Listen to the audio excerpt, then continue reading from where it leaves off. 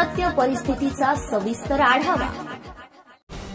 मूर्तिजापूर शहरात गुरांची रोज कत्तल होत असल्याचं चित्र आहे। गोवंश हत्या बंदी कायदा होऊन देखील शहरात गोवंशाची सर्रास कत्तल होत असल्याचं स्पष्ट होतंय। कायद्याला न जुमानता कायदाच धाब्यावर बसला असून यासाठी कोणाच्या आशीर्वादाने हा व्यवसाय चालतो हाच खरा प्रश्न आहे। येथील राष्ट्रीय महामार्गावरील आसरा फाटा रस्त्याच्याच कडेला उघड्यावर कत्तल करण्यात आलेल्या गुरांचे खाण्यायोग्य नसलेले व निरुपयोगी मांस रक्त उघड्यावर फेकले जातात।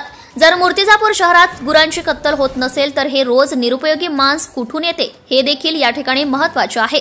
हे कृत्य करणाऱ्यांना कोणाचे अभय आहे याचाही शोध घेणे अगत्याचे आहे। दर दिवशी गोवंशांची अवैध वाहतूक करणाऱ्या गाड्या पकडण्याच्या बाता मारल्या जातात। अगदी नाकावर टिचून शहरातच रोज शेकडो गुरांची कत्तल होत असलेले हे अघोरी कृत्य का दिसत नाही असाही सवाल नागरिकांनी उपस्थित केलाय। अगदी वर्दळीच्या रस्त्याच्याच कडेला हे मांस टाकल्या जात असल्याने ते कुजून त्यांची दुर्गंधी संपूर्ण परिसरात पसरल्या जाते।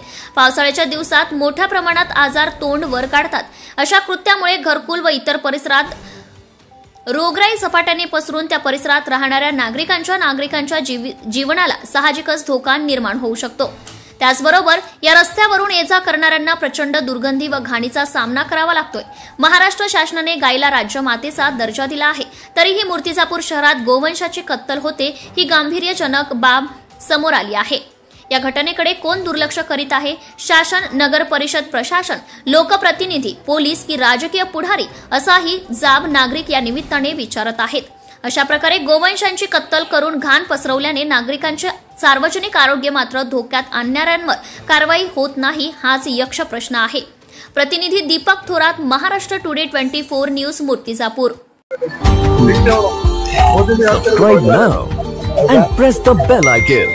Never miss an update.